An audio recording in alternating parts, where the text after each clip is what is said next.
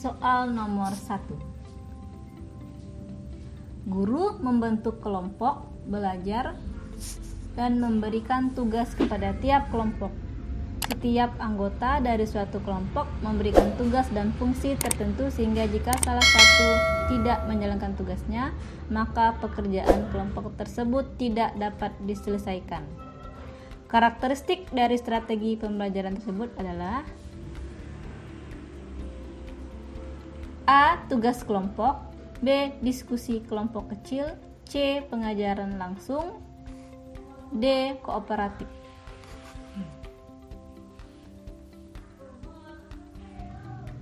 Jawaban yang tepat adalah iya, tugas kelompok. Soal nomor 2.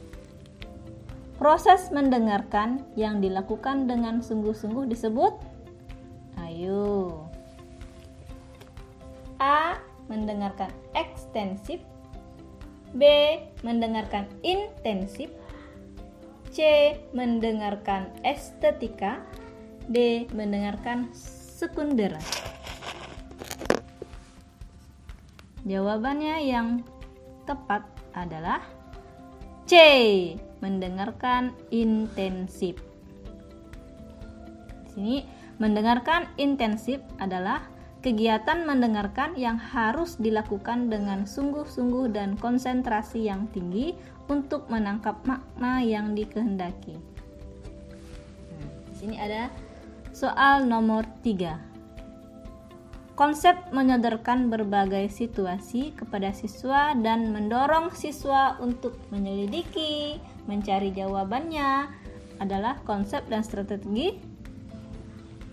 A. Ada discovery learning, B.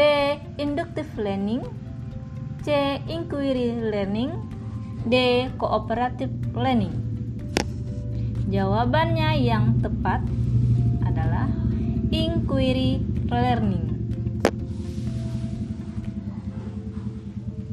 Strategi inquiry berarti suatu rangkaian kegiatan belajar yang melibatkan secara maksimal seluruh kemampuan siswa untuk mencari dan menyelidiki secara sistematis, kritis, logis, analitis, sehingga mereka dapat merumuskan sendiri penemuan-penemuannya dengan penuh percaya diri. Jadi, yang paling tepat itu adalah inquiry learning. Soal nomor 4. Pak Andi ingin mengajarkan kepada anak-anak kelas 1 tentang nilai tempat suatu bilangan. Satuan, puluhan, ratusan, dan ribuan. Media yang tepat digunakan Pak Andi dalam pembelajaran tersebut adalah di sini ada A. Kartu bilangan, B. Blok DNS, C. Loncat katak, D. Papan berpaku. Jawaban yang tepat untuk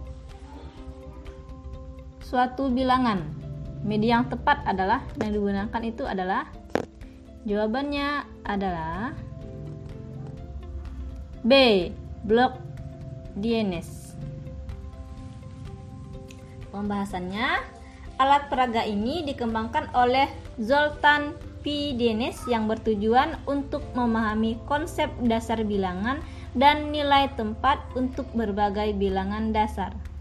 Kegunaan alat peraga ini berfungsi untuk mengajarkan konsep atau pengertian tentang banyak benda, membandingkan dan mengurutkan banyak benda, nilai tempat suatu bilangan, ya termasuk satuan, puluhan, ratusan, dan ribuan, serta operasi penjumlahan, pengurangan, perkalian, dan pembagian sesuai jenjang kelas. Jadi jawaban yang paling tepat itu adalah blok DNS. Nah, seperti ini adalah gambar blok DNS-nya. Soal nomor 5. Untuk mengetahui kemampuan awal peserta didik, seorang pendidik dapat melakukan A. Pengayaan materi pelajaran, B. Refleksi. C. Latar belakang peserta didik. D. Tes awal atau pre-test. Jawabannya yang tepat adalah D. Tes awal atau pre-test. Soal nomor 6. Pada umumnya, guru dalam menerapkan langkah observasi penelitian tindakan kelas yang dilakukan bersamaan dengan pelaksanaan pembelajaran dilakukan dengan cara A. Media informasi. B. Kamera CCTV. C. Video rekaman. D. Teman sejawat. E. Pengamatan sendiri. Yang bisa dilakukan guru dalam menerapkan langkah observasi penelitian tindakan kelas. Yang dilakukannya adalah, jawabannya yang tepat adalah D. Menggunakan teman sejawat. Dimana dengan metode teman sejawat itu pada umumnya peneliti selaku guru itu memanfaatkan teman sejawat untuk membantu mengamati kejadian-kejadian selama pembelajaran berlangsung. Soal nomor 7. Aspek yang dinilai dalam pembelajaran matematika sebagai berikut. Kecuali A. Pemahaman konsep. B. Menggunakan grafik. C. Melakukan prosedur. D. Pemecahan masalah dan sikap. Sini kecuali ya. Jawaban yang tepat itu adalah D. Pemecahan masalah dan sikap. Pembahasannya, aspek yang dinilai dalam pembelajaran matematika adalah sebagai berikut. Yang pertama, adanya pemahaman konsep. Yang kedua, menggunakan grafik. Dan yang tiga, melakukan prosedur. Jadi yang bukan dalam pembelajaran matematika itu adalah pemecahan masalah dan sikap. Soal nomor 8. Jika guru melakukan pengumpulan dan pengolahan informasi untuk mengukur pencapaian hasil belajar siswa secara berkelanjutan dalam pembelajaran menurut Permendikbud nomor 23 tahun 2016 yang dilakukan guru adalah A. Mengadakan evaluasi. B. Mengadakan penilaian. C. Mengadakan ulangan.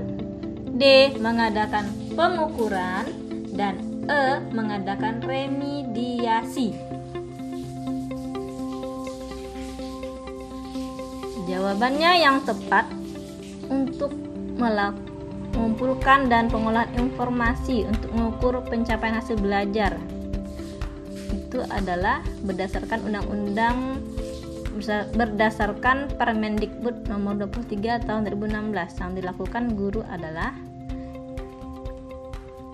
A. Mengadakan evaluasi. Yang mana berdasarkan pasal 2 Peraturan Menteri Pendidikan dan Kebudayaan nomor 23 tahun 2016 tentang standar penilaian pendidikan disebutkan bahwa penilaian pendidikan untuk pendidikan dasar dan menengah meliputi evaluasi hasil belajar pendidik, mengevaluasi hasil belajar menurut sektor pendidikan, dan pemerintah mengevaluasi hasil pembelajaran. Jadi jawaban yang tepat itu mengadakan evaluasi. Kita lanjut ke soal nomor 9.